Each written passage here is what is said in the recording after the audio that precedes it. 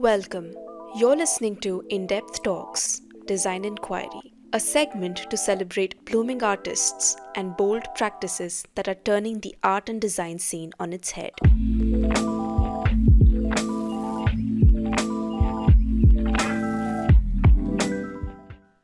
Our guest today is Varad Bang, an architecture student turned artist. Having studied classical realism from the Florence Academy, Varad is poised to share his work in an upcoming exhibition titled Weight of Love. In this conversation, we unpack his journey, process, and everything else that led up to his exhibition.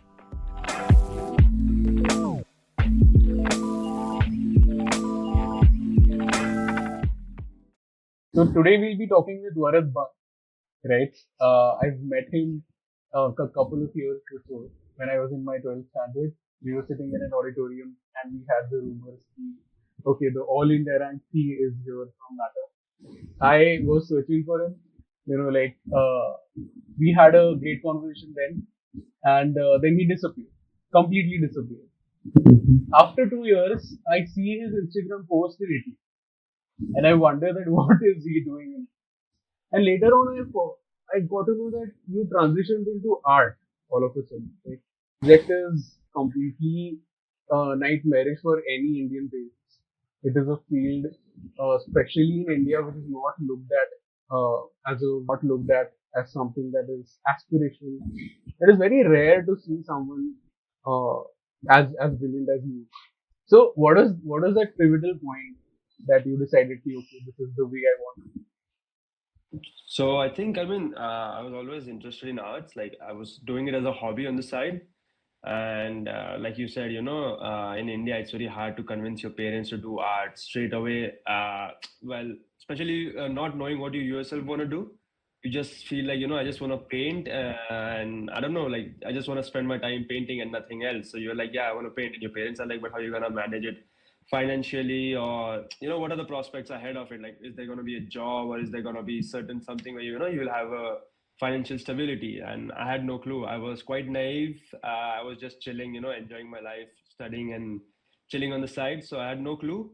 But I used to do it as a hobby, and just like any other Indian student, I gave all the aptitude tests, which kind of, so the results came in, and they say like, you might be a good fit for architecture or design because you have a good knack for arts and science. So mix of that is architecture.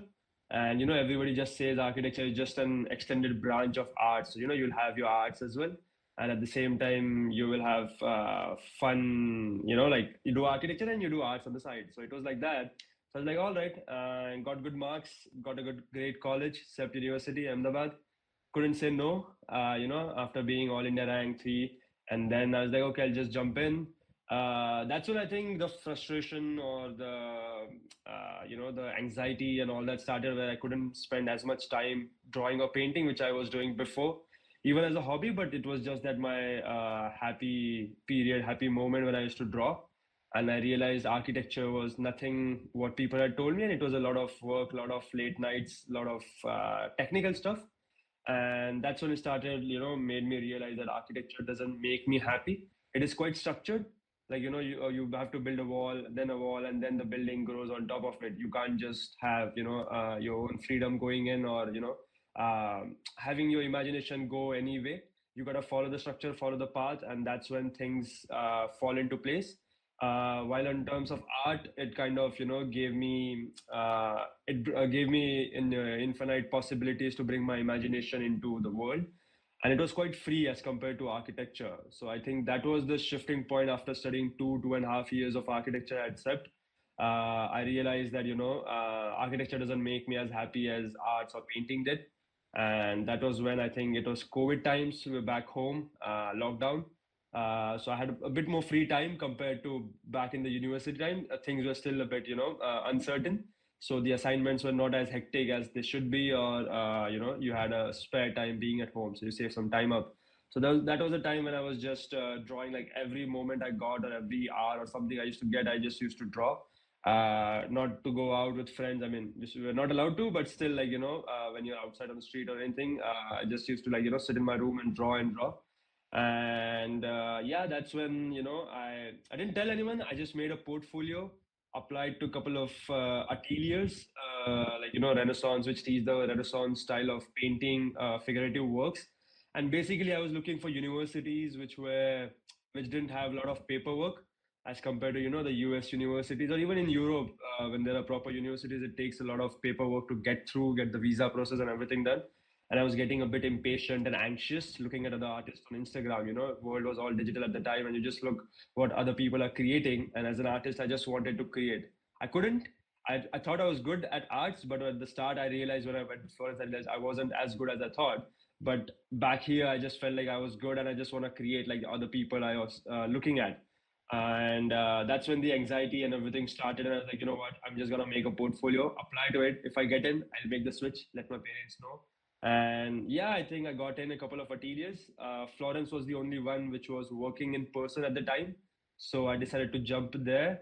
Yeah, gutsy move. Had to, like, wasn't easy convincing my parents, I mean, even my friends, or like, dad's friends. Everyone keeps asking or questioning, like, maybe this is not such a good idea, as you mentioned before, like, parents don't look up to, or Indians don't look up to art as a career option or as bright a career option. And yeah, I mean, even my own experience, you go to any art teacher or all my hobby teachers, or even when I was studying architecture, there were a couple of architects who used to do art on the side just as a, a medium of expressing themselves on the side.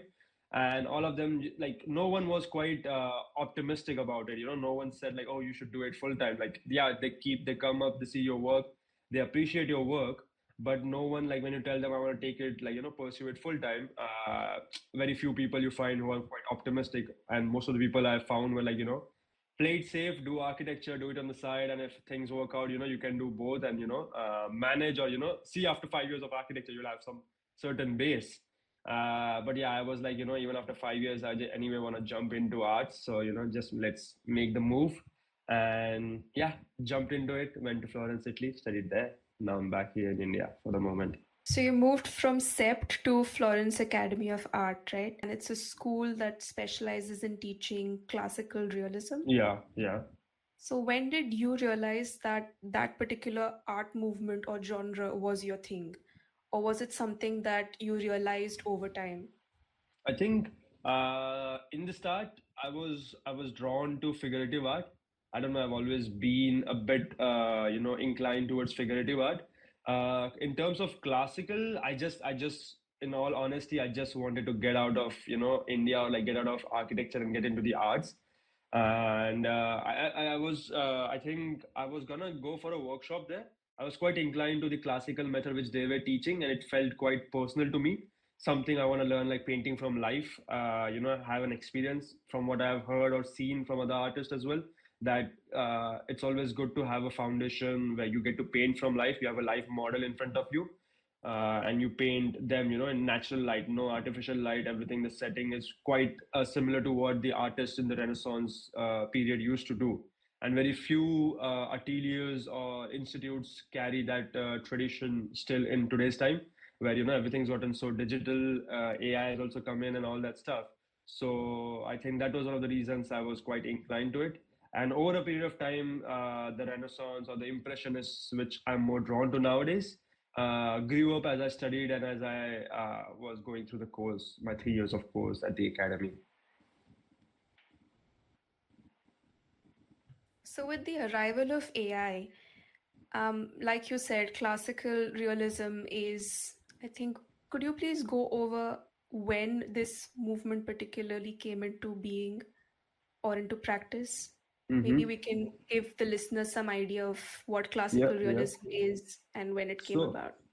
I think it started in the 18th century. I mean, to go back, I think it starts from the caves, like, figurative art. It starts from the, stick figures, and then you see even the Ajanta Ellora here, which are, like, I think quite old compared to, other types of art, or might not have been discovered. So so people have been drawing figures, no doubt about that. Like, starting from the cave stick figures, evolving into figures, and eventually, more realistic figures. So Renaissance, or like modern Renaissance, which they call, classical or modern Renaissance to say. Started like around 18th century, or that's where it peaked, 18th and the 19th century. That's where the Italian artists Caravaggio, Rembrandt, Velasquez, all those people who were in Florence, was the time where uh, they all refined their skills to a certain extent that like they reached the peak in terms of the technicality, in terms of the paint application, in terms of mixing the paint, or creating the paint your own self, like grinding it with all the mediums and everything. So that was the time, 18th century, when these artists like peaked classical Renaissance painting. And after that, I think even towards the 19th century, people started having or introducing new forms into it, because once the technicality was reached to its peak, I think other artists, the goal was to first reach the technicality, and then after that you start creating different narratives, because other artists have already reached that level. So that's when the evolution, or the people started thinking of creating more narratives into it, like neoclassical, romanticism, and all those movements which followed. And then eventually after 19th century, I think when all these moments of proper like the purest form of oil painting, which people refer figurative, where the proportions of a human being and everything is spot on, like there's very few mistakes you can point out in the painting at the time. So once that was reached, that's when I think people started moving then to impressionism, or modernism, cubism, surrealism, and all those which followed afterwards.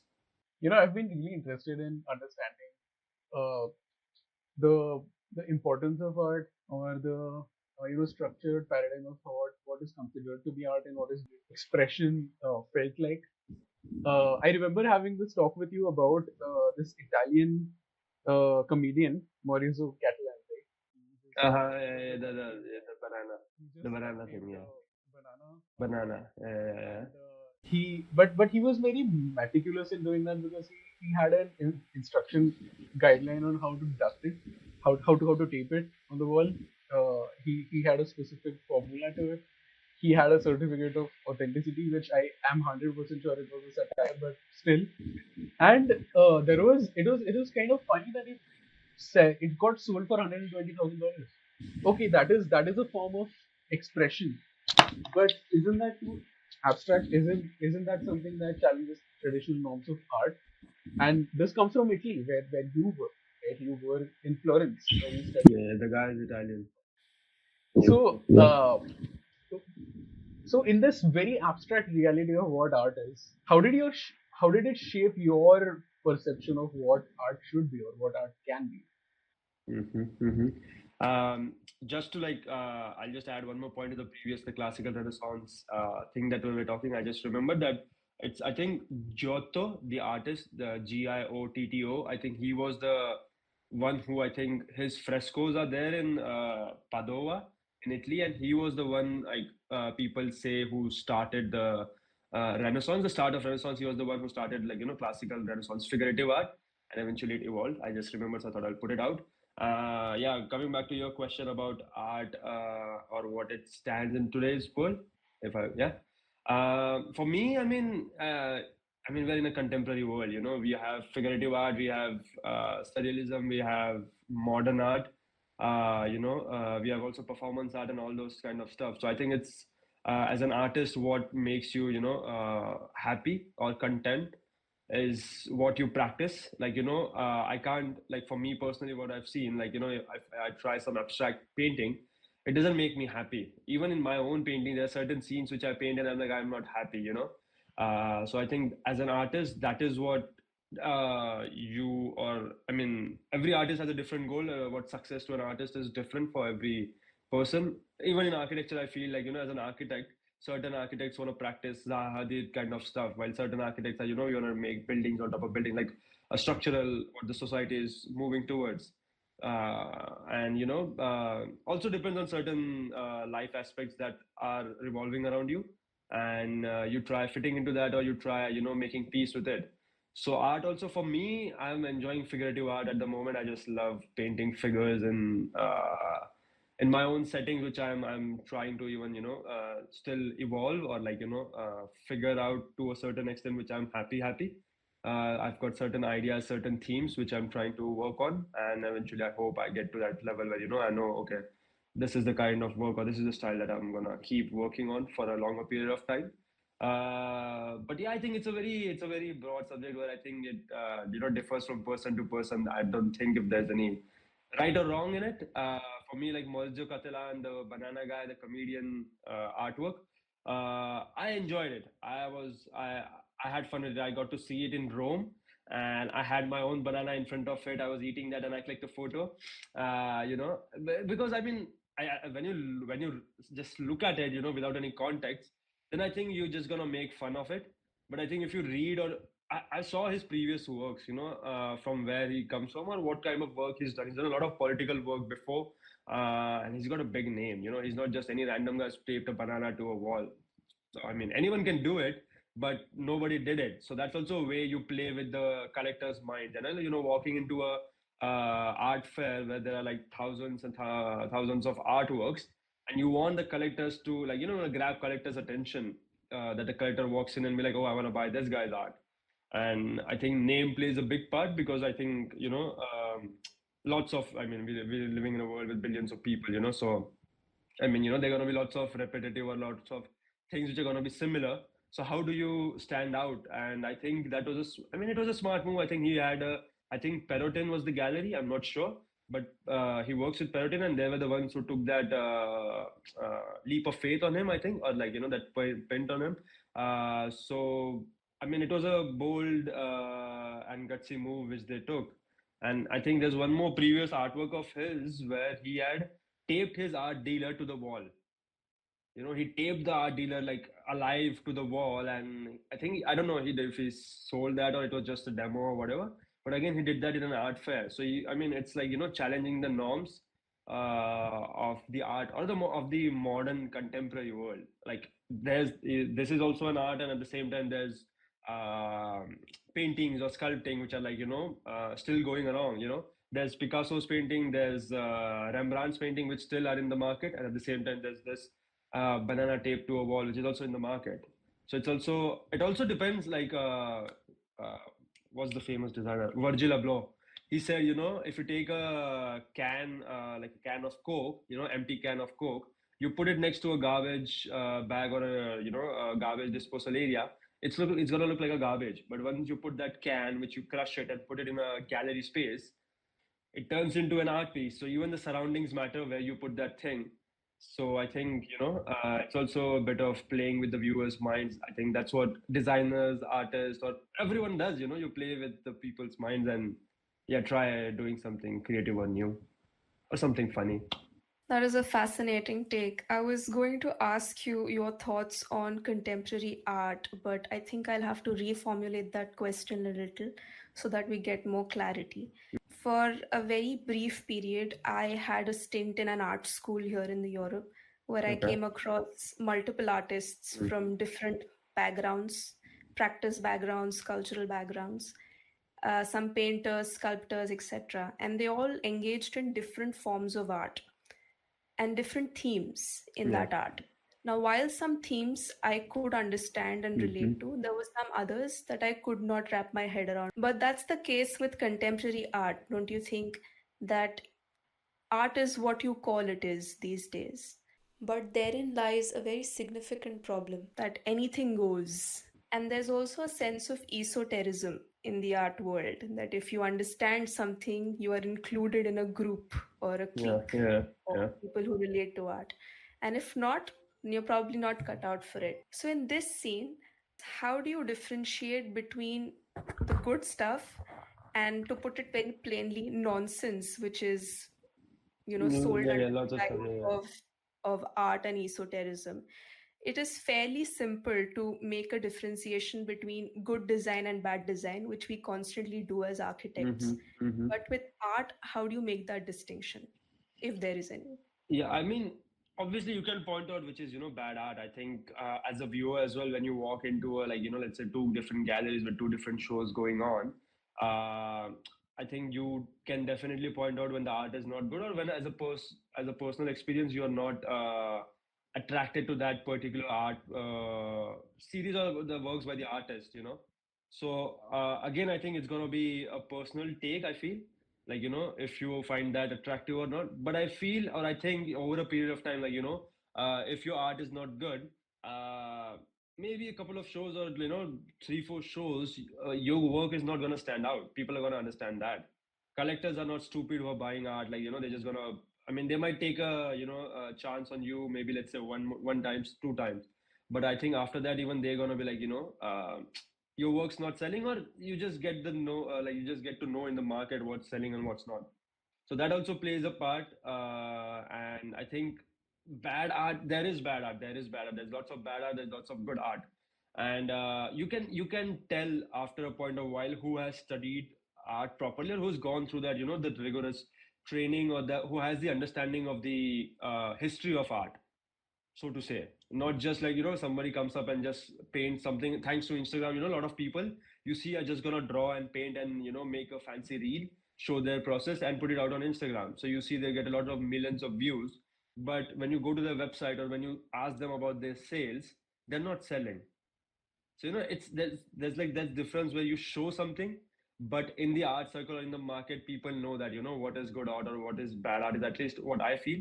Or also in my own personal experience, even I had that confusion where, man, I mean, like, a certain painting which I take maybe, let's say, 2 weeks, 3 weeks to paint, and certain someone who's like a really big name, or maybe just another person who paints it in, let's say, a day or two, might be selling for the same price, or they might be even higher than me, or maybe they have a, they are a senior artist as compared to what I do. So that is also where, it's like that corporate ladder where you climb up the stairs, and after a while, you make that name where people are willing to pay for the name. But you have to struggle for that. It doesn't happen like you just make anything and people are gonna be like, oh, this is art, we wanna buy this. And even if that is, I don't think that goes on throughout your career. People are gonna eventually figure out, this is not good stuff, or this is not something we want to buy. So that also kind of sometimes comes in the way, and helps people figure out, like, what is good art or bad art. And I think even when, like, you go to a museum, or you go to a gallery show, I mean, I think in London there are more galleries you can visit as compared to in India, or or Aurangabad. So um, my personal experience was, I was in Florence, so I used to go to a couple of galleries, and certain times, I couldn't understand anything. So I was like, I used to walk in, go through it. Sometimes I was very interested, to see what the artist is trying to say. And sometimes I just felt like, this is, I mean, I don't know, he's just making some stuff up, and that is what he's doing. But I'm not a critic or a collector, that I'm just an artist trying to see what interests me and what I want to put forward, or like, what I want to show to the people or to the audience. So as an artist, my job is to have something, like, create that immersive experience. Like, what, as an architect, you want to create a particular design which people walk in and they just go, wow. Like, they have that experience of that, you feel welcomed, and then certain other things that you do in the design. That is something, as an artist also, you want when people come to your show. You want people to have that experience where they just want to stay there, or they get excited for the next show. That is something which I think only comes to good art, and I think bad art can't excite people about you or your name or your brand. I want to highlight one thing, like I was in this show in Delhi a couple of days before. Shout out to Eva Malhotra. And I told you about it, right? Like she does this absolutely breathtaking portraits of Mayan scriptures and a lot of Mayan mythology reinterpreted through her own contemporary lens. And it was quite unusual because right at the start of the gallery, it was written that you are supposed to touch the art, right? To feel all the textures. You're supposed to feel the paint. You're supposed to feel the depth of the colors and the ridges, and it really made me as an individual connect to the artwork. I stepped away from the artwork, and when I was looking at one of the art pieces, I really felt a personal connection. After I was done looking at all of these excellent artworks, I had this a very interesting discussion about democratization of art. Eva Malhotra, she had very really strong opinions about gatekeeping when it comes to experience of art.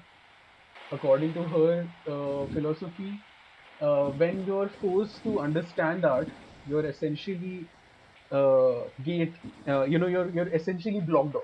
The 20% of society is gatekeeping 80% of the people from actually experiencing art the way it is supposed to be, which is completely freely and in a subjective manner. So, what are your views on this particularly? Do you think this is a solid matter and this needs to be resolved?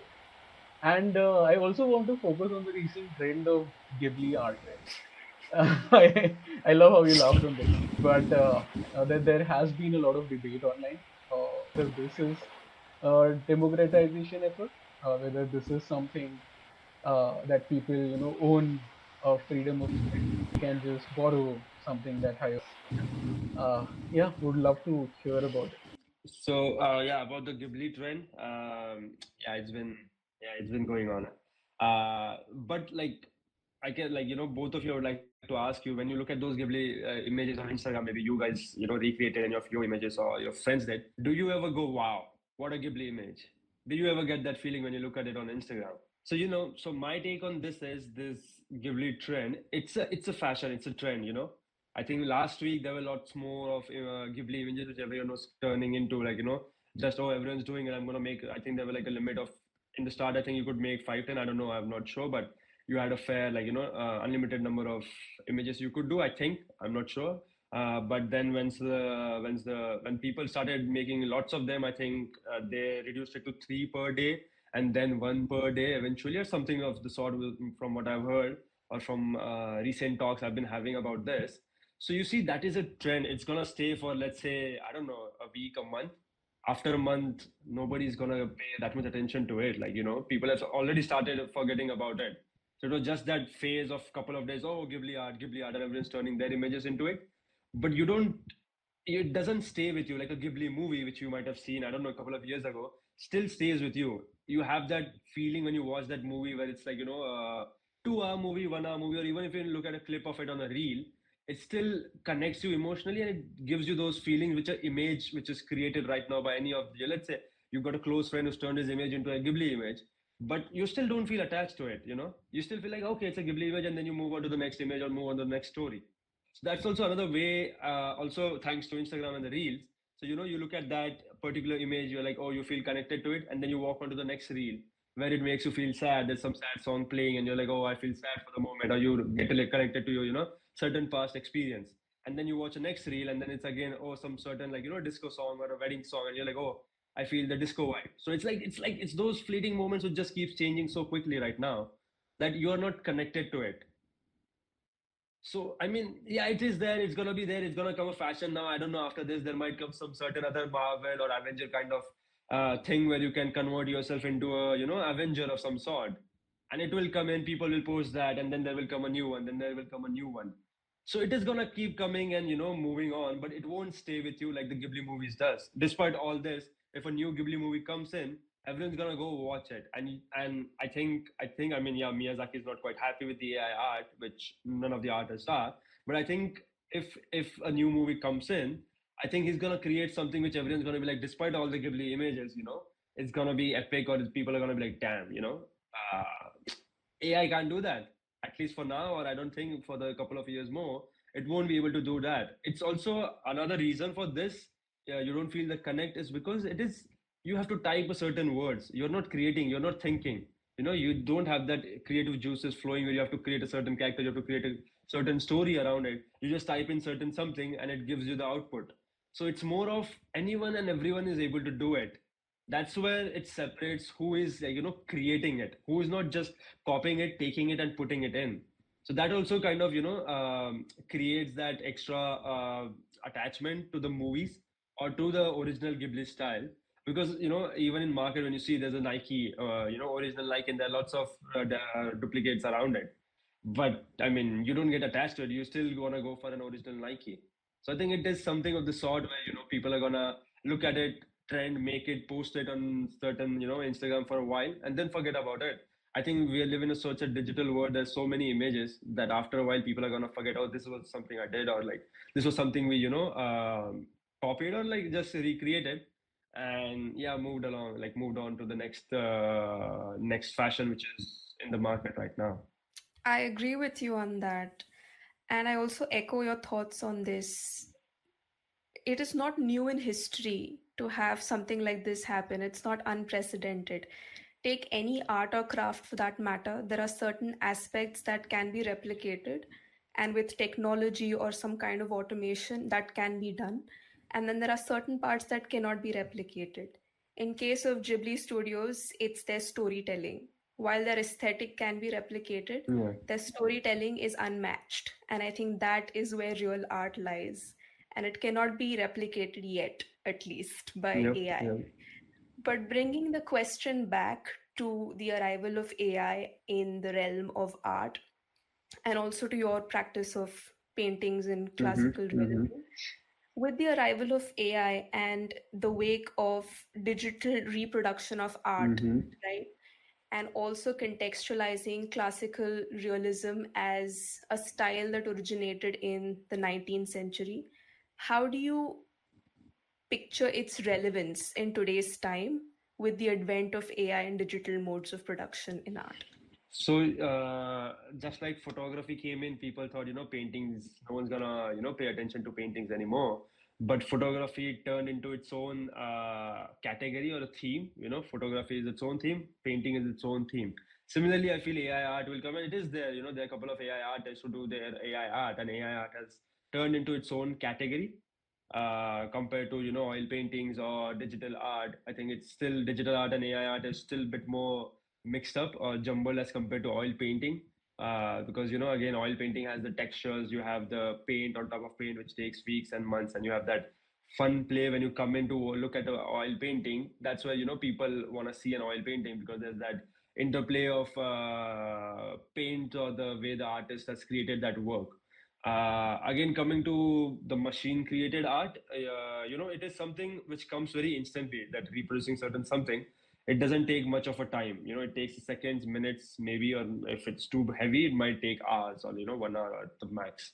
So that's where machines, they can instantly replicate it, and they don't have that connection with the work. And which when you look at an image, you can like feel like, okay, I don't have that connection. On the contrary, when an artist paints a certain painting, there's a lots of weeks, or like say me example, it takes me weeks to paint a certain painting. There's my own personal experiences that I put into it. There's other creative factors which go into it. And when you finally put it out in a gallery, or when you try showing it to the audience, you try passing on those emotions, which is something machines can't do. So that is where oil painting still separates itself from AI art. No matter, you can copy it, but that feeling. Another way to say it is, when you walk into a museum, that's where when you look at a very huge painting or some old like Mona Lisa or any painting to take, you just go, wow, you have that feeling, damn, people have painted this. But when you look at an AI created or a digital art, you still don't go like that feeling of wow.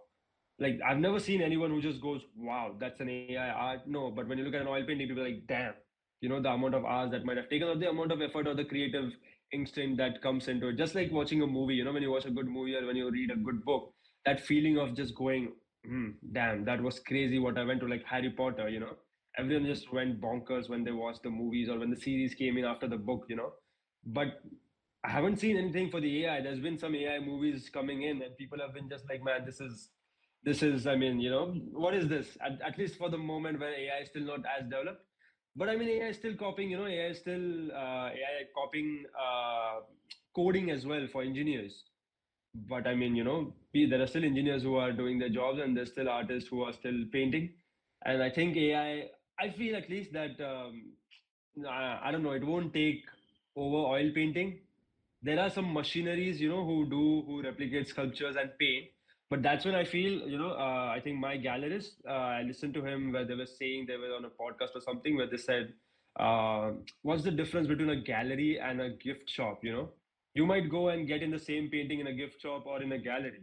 But when you go in a gift shop, it is like you are ordering them, or it's a custom made certain something which is like a gift.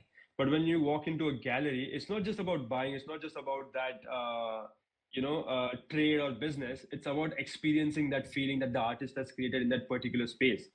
That is why, people go to galleries or go to movies to see what the artist has created, which you won't walk into a gift shop thinking of that experience. You walk into a gift shop, okay, you want to buy this, I want to gift it to certain someone. But when you walk into a gallery, you're like, as the moment you enter, at least for me being an artist, the moment I enter a gallery, it's just a completely different vibe, the silent or the world that the artist has created.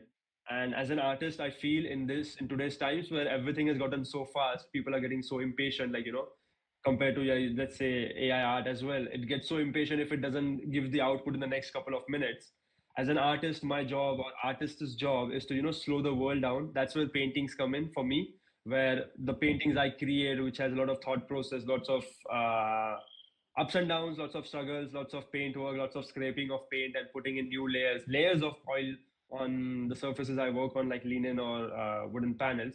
And the stories that I create, the narratives that I create, that is, where I want the viewer to slow down. And that is what I feel is an artist's job, to slow people down in today's times, where everyone is so in a rush to do everything, get in, within minutes. And AI art facilitates that, where, you want to get it done in like next couple of minutes, and you're getting more impatient than impatient. Even from what I've seen of my friends or me personally, when I was in Florence, when you are eating something and when you are alone, you won't sit just still, look around what's going around you. You will get your phone, get something on YouTube, or watch Netflix or watch Prime, and you focus half in that and half on the food. But if for a moment that you just put the phone aside and just look around you, it might be boring, there's nothing going on.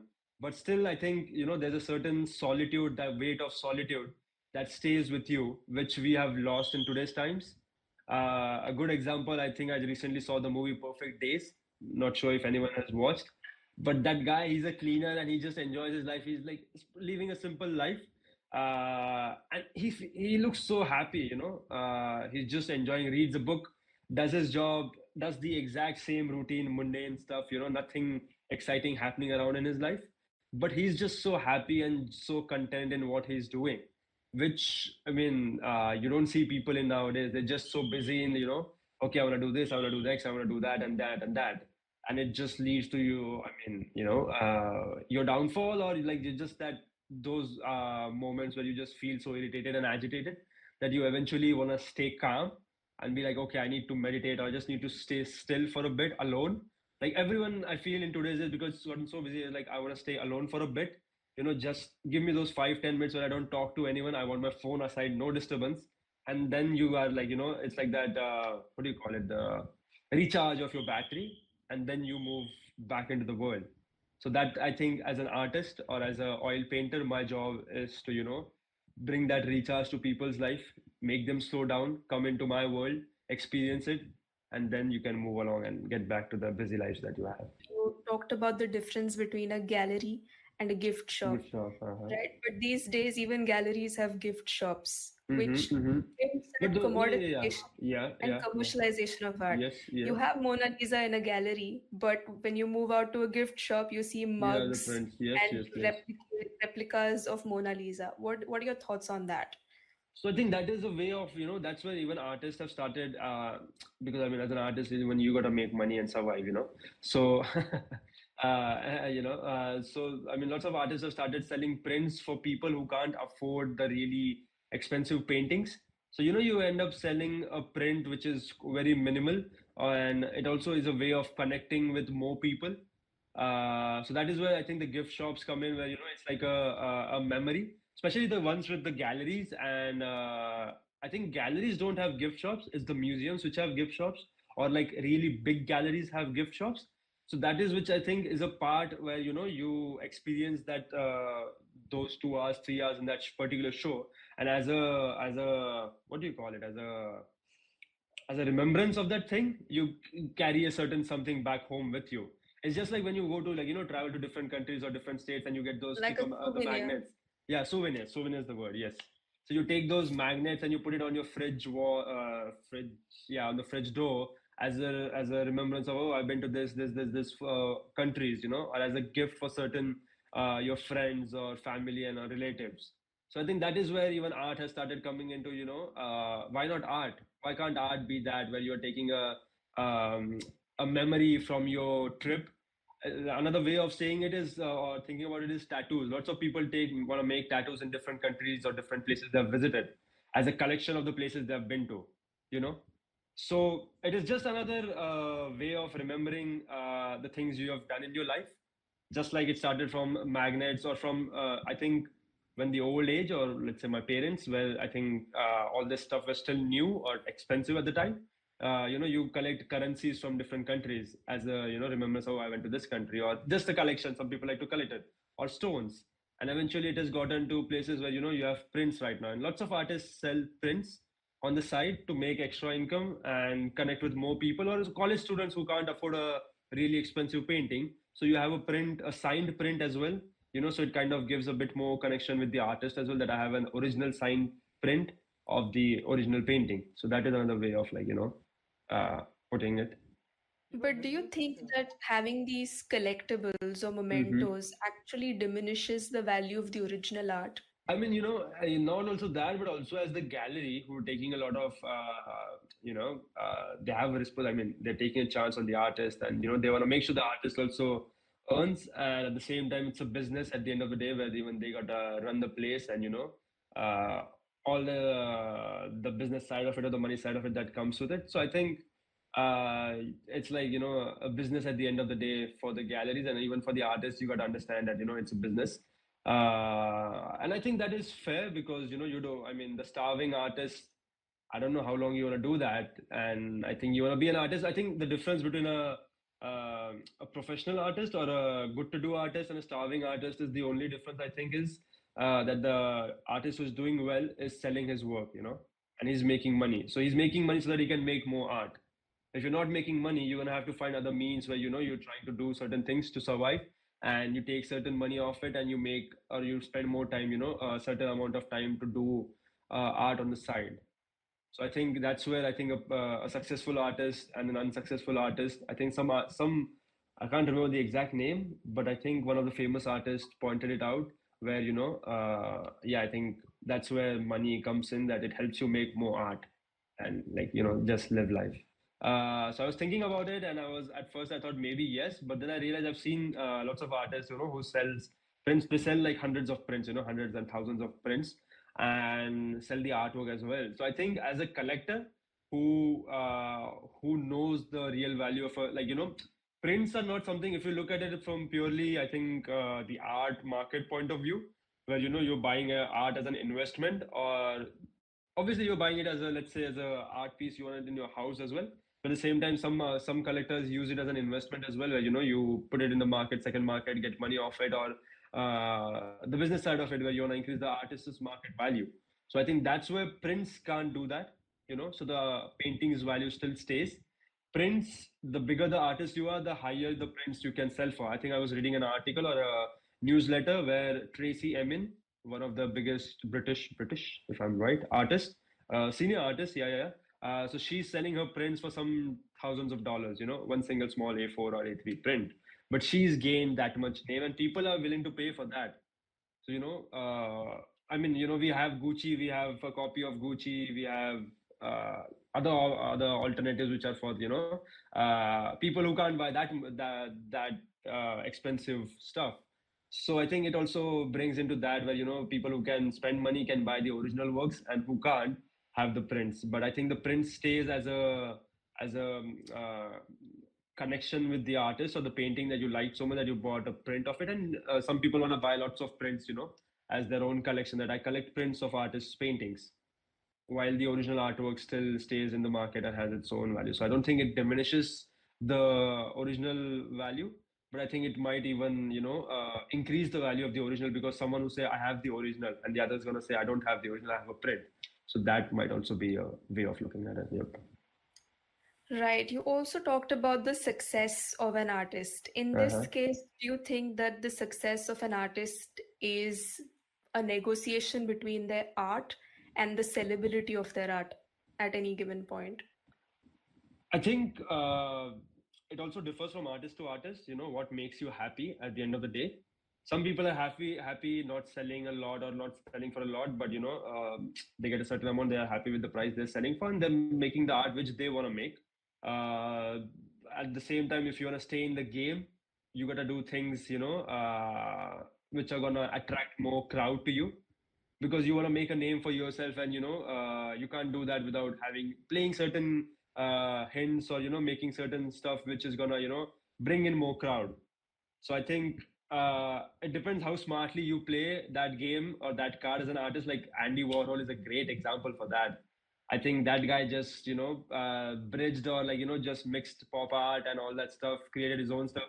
I was reading about him where he this the screen prints he did of Marilyn Monroe. It was bringing that glamour to people and selling that for I think in the start he was selling it for a pretty decent price range, if I'm right. But it was bringing that glamour side to the art world and bringing more people to buy his artworks. So I mean, he's considered a legend. Whatever he did, he didn't paint like the Renaissance artists, but he was living in a different times, and we are living in a different times today where AI and everything has come in. So you gotta play the cards right, and a bit of luck, and a bit of smart dealers as well, I feel. So it is, yeah, it's I think it's a game. It's a game you should be willing to play. From what I have talked to a couple of senior artists, or I took workshops with a couple of artists whose work I was pretty interested in at the time, and I asked this questions to them, like like as an artist, what is it like? Because there's so many artists out there, so many people you can call themselves hobby artists, or different types of artists, and it's unless you're a professional artist, which is still a myth to quite a certain number of people.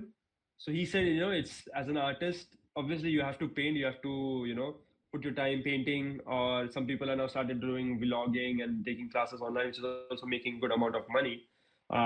You should be willing to play the game. That's all that matters. And if you're painting what you want to paint and playing the game at the side, and you're selling, I think you're winning in life as an artist, is what I feel. So yeah, I mean, you're making money from what you like to do, enjoying life, and yeah, you get to paint all day long. I mean, apart from the marketing side of it, it also adds to the cultural phenomenon that artwork creates, right?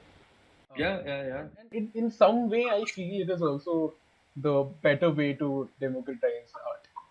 Mm-hmm, mm-hmm. For the art to cross the boundary of socio-economic borders. Yeah, yeah.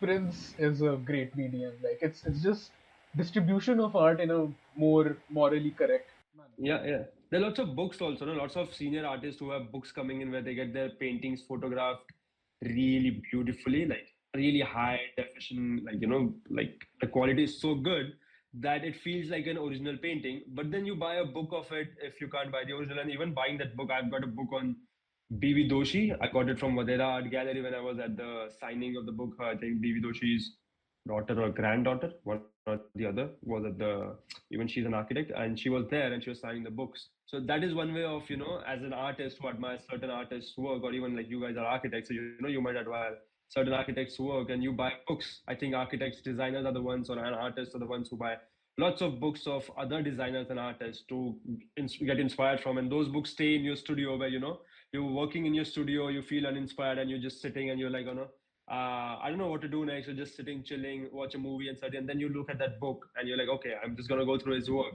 and certain idea might click, or certain design might click. You like, oh, I'm gonna take that and put it into my work, or certain something of that. So that is one way where the prints also play, a certain part. And I think those books, I think for me, books play a really important part. Like when I bought that book, or I have good small collection of the works I have, and when I went to other collectors' houses, I saw the collection of books they have, and I think I don't know, it's just there's a certain uh, attraction for me towards books, which I got to see after looking at that. And yeah, I mean, I enjoy buying books of other artists' work and just going through them, and it's my own personal collection, I like to say. So I mean, yeah, that's there where the prints come in, like.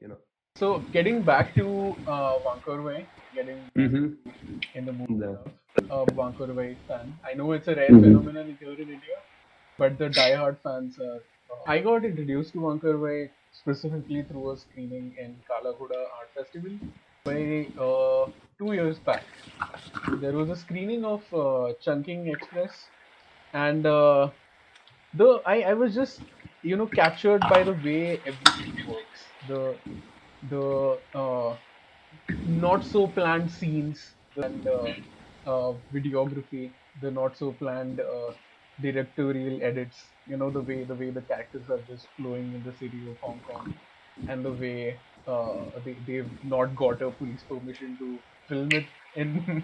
you know but still, it just, this entire chaos combines itself into a very beautiful storytelling. And the point is made, though the film takes 6 or 7 years, odd years, lawsuits, but that is the art in it. And In the Mood for Love was something that was quite, In the Mood for Love was a movie that I watched right next to Chungking Express, and all the chaos and all the energy of Chungking Express was kind of demeaned. In the Mood for Love is a very slow, very sensational movie. It flows. You have to stay with it, stick with it to understand what's going on. But Mm-hmm. if you stay a lot, like if you stay past the interval, you really start to enjoy it. Yeah, yeah. And what also captured was the very good use of props along with the main characters, and the way they are set in, the way everything just makes sense, the way the emotions are captured in the background. uh, I'm so happy you are presenting your artworks in through a reinterpretation for In the Mood for Love, right? Can you just go through the whole process of how you arrived at that? Can you information about the movie and the exhibition for our audiences? Yeah, so yeah, I have my solo show coming up, titled The Weight of Love, which pays an homage to the film In the Mood for Love by Wonka Wai. Yeah, the show opens on the 17th of April in Delhi at Pristine Contemporary. So the idea came when I watched the movie. I think I saw the movie first in Florence, I think towards the end of my 3 years, with my European friends. Thanks to them, I was introduced to language films, watching a lot of French, German, Polish, and English, of course, and Chinese, Cantonese films. Yeah, so it was that time when we ended up watching the film, and the film stayed with me because I think it was a time when I had shifted from painting portraits to painting more of narrative scenes in my 3 years of the academy, like how the curriculum flows is, you start by painting portraits and then you move on to painting your own narratives that you want to paint through the figures that you're showing in your paintings. So for me, the film, when I saw, I really enjoyed the way it's not just the characters, but how the space or the area around the characters captures those emotions and play an equally important part. So that was one thing which really fascinated me. The way the alleys or the staircases or all the set that Wonka Wai has put in the film, pays a witness to the love that has happened between the characters, and there's no other character who is a witness for what's happening between them, apart from the area or the sets which have been designed. So that was one thing which played or which really stayed with me, that it's not just the characters but the space where the two characters meet or spend their time together basically. So that was one thing. The other thing which stayed with me from the film was how it's not about grand gestures in love. It's the small things which they do for each other which kind of makes the love grow even more. And the slow burn pace of movie where there were lots of unspoken moments, but the protagonist couldn't understand what the other were trying to say. And it's also a play of lots of coincidences and lost opportunities, and lots of disheartening decisions that the protagonists take to stay with the moral obligation that they have towards their own partners. So those are the things which kind of drew me to the film. And of course, and yeah, like, I mean, the main takeaway from the film was how the entire film is so painterly.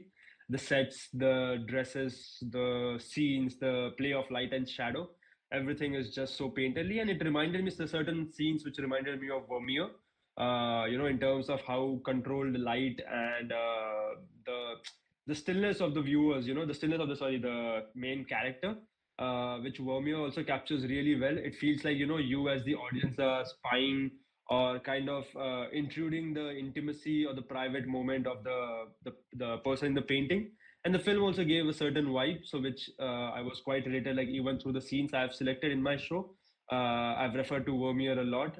Like lots of the scenes you can say are, inspired from the Vermeer's paintings, and that's how my selection of went for the show. So that's how the painting stayed. The idea with me stayed that I would love to do a show on the film. Also, personal experiences where I was going through a heartbreak kind of ignited the idea that I can use the film and bring it to India in a way where I think lots of people have seen the movie, yeah, still lots haven't, and I think the way the show has been designed, where we have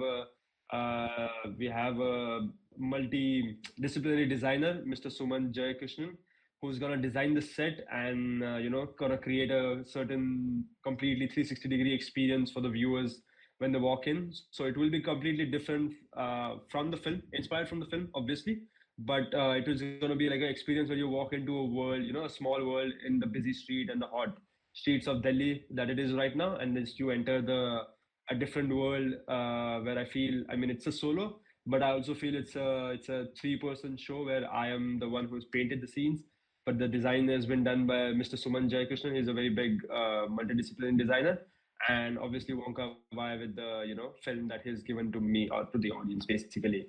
So yeah, I'm excited for the show. It's opens on the 17th, and yeah, there are stills from the film that I've chosen. And I mean, do I go on, or you guys want to have some questions about it that I can answer? Yeah, I'll go ahead. First of all, Uh-huh. congratulations, Varad, on the Thank you. exhibition, and I wish you Thank all the you. best with it. But this question is just a little out of Yeah. curiosity. The title of the exhibition, Uh-huh. what inspired or what were your reflections on it? So, Why did yeah. So the title is The Weight of Love. Like I mean, there's a lot I can speak. So I would say, love, people tend to, choose love, or like they're more inclined towards love, more biased towards love as compared to a heartbreak.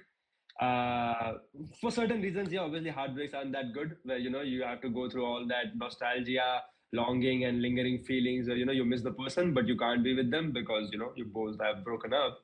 But I think heartbreak is equally important and equally as beautiful as falling in love is. Or at least after a while, once you have gotten over that heartbreak, you start realizing, oh, the heartbreak was equally beautiful, taught me equally good things as love did. So that was one thing which I had in my mind, that heartbreak, having gone through a heartbreak myself, I really enjoyed it, and now that I think about it, I mean, I did stupid stuff, yeah, but now that I think about it, it was beautiful. It was an experience which I feel everyone should go through, just to see how stupid things you do and how much you can mature from it. Yeah. And the scenes that I've chosen, so the way the entire exhibition is structured is that the paintings in the start, once you walk into the gallery space, into the world that we have created, the paintings are quite warm, quite inviting, and the compositions are quite, full and present at the moment, so there's lots of warm colors, lots of red, oranges being thrown in the starting paintings once you walk in. So they kind of invite you into the exhibition. And at, let's say, like a half stage, or once you have gone through a certain invitation that's coming through your way, and then you move along to the more distant, cooler, and minimal paintings as you go along the exhibition. That kind of makes you remember love, or like that kind of, it gives you that feeling of nostalgia and longing, which makes you remember the certain someone from past. And that's just a way of how love and memory fades over a period of time, and towards the end, it's just the aftertaste or the after image that stays, and not the love and the memory exactly. So the way the exhibition has been structured is in a certain way, where it feels you inviting. You watch all the warm, and it makes you feel happy in the start, and as you walk along, it kind of makes you feel silent, where you just want to stay there, don't want to talk to anyone, just be in that moment for a certain couple of minutes, similar to, like, being in a heartbreak, or in a place where you just want to be with yourself, figure out what things are going to happen or what you want to do next. And also a couple of scenes, there are lots of recurring scenes basically, because a certain place which you have spent with your partner uh, is a completely different place when you walk in after a couple of months, or you're not together, but it still reignites those memories from the past, which you might have thought that I have forgotten those feelings. So there are lots of scenes like these as well. Also, like, how love plays a part, like, a scent, or just a song can make you remind of a certain someone. So those were the things which are also taken into consideration while choosing the scenes from the film and putting it into the show. And for more like, even when you see the film, it's more like there's more of those scenes or more of that feeling of nostalgia, or that feeling of you want to be with the partner, and the ifs, that the protagonist or the way the story has been put, where they both don't end up being together. So it is more focused on that, the sad side of love. Obviously has the good sides, but more towards the sad side, and hence the weight of love. But no, I was reading a book by Rainer Maria Rilke. So Letters to a Young Poet. So he says falling in love, is the greatest or the deepest solitude that a human being can experience, because unless and until both the persons are not in their own solitude where they find their own peace, they both can't make it work. So they need to be in their own solitude first, achieve that solitude where they know, okay, I've achieved this, and now I'm willing to share it with the other person and mix or like break that sanctity of my solitude by bringing in another person into it, and then making a solitude of our own.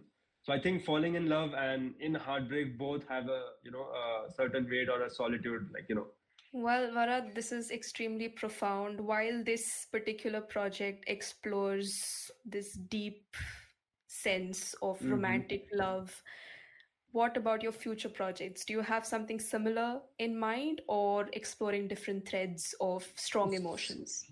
So yeah, this, as I was painting, I think I don't know if I think when Varad came to the studio, I did mention I had certain ideas that I want to do next, but I'm not sure if I had a talk with him. But yeah, I've got a certain set of ideas that I want to do next. I won't say, sorry, exactly the same that I'm doing right now. Definitely inspired from this and inspired from my previous works that I had done. So my personal work is also an inspiration from, my personal work derives from the things that happen in my day-to-day life, things that I experience with my friends, or certain moments which I find fascinating in today's life. They are more prone towards, solitude, loneliness, longing, or just there's a certain beauty in the act of a human being engrossed in their own world, and you as a viewer get to spy on it in a bit, and as me as an artist, I can capture that moment and put it out to the audience. So my personal work is a bit of that, and even in my this show, a lot of scenes have been chosen based on my personal preferences and based on my personal work at the same time. But yeah, I've got my next series of work lined up, which I know, and I've started working on it. Still early stages. But yeah, again, they're gonna be more towards the act of solitude, in solitude and loneliness, but in the urban complexities. I kind of tend to, like, lots of artists back in the day wanted to capture the domestic life or the poorer side of the world. Like Amrita Shergill wanted to capture the village life of India at that time.